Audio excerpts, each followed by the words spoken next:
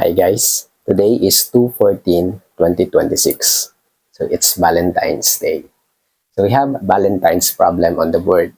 So sabi dito, without using a calculator, find the last digit of 2 raised to 14 plus 2026. So to solve this problem, let us examine kung ano ang mga last digit ng power of 2. So start tayo ng 2 raised to 1.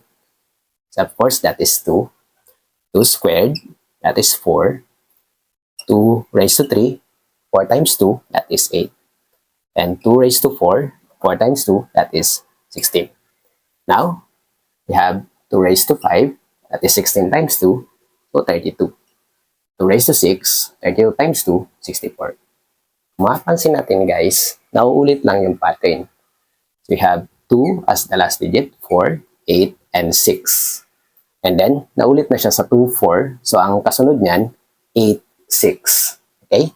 So, ang pattern natin dito ay cycle of 4. Ibig sabihin, 4 lamang ang possible last digits ng power of 2. 2, 4, 8, and 6. Now, ano ang last digit ng 2 raised to 14? Ngayon, i-divide natin yung 14 sa 4 kasi nga, cycle of 4 yung pattern natin. So, what is 14 divided by 4? Okay? So, 14 divided by 4 is 3. So, 2 raised to 4 times 3.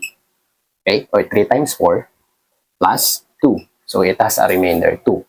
Now, that is 2 raised to 4 times 3 times 2 squared. Okay? Ang ibig sabihin yan, tatlong beses siya nakaulit ng cycle of 4.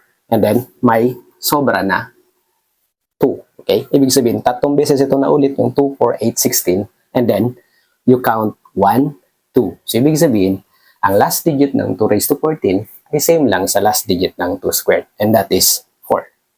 Ngayon, kung ang last digit nito ay 4, 4 plus 20, 26, last digit is 6, and 4. So, 4 plus 6 is 10. So, the last digit of this 2 raised to 14 plus 20, 26 is 0. Okay.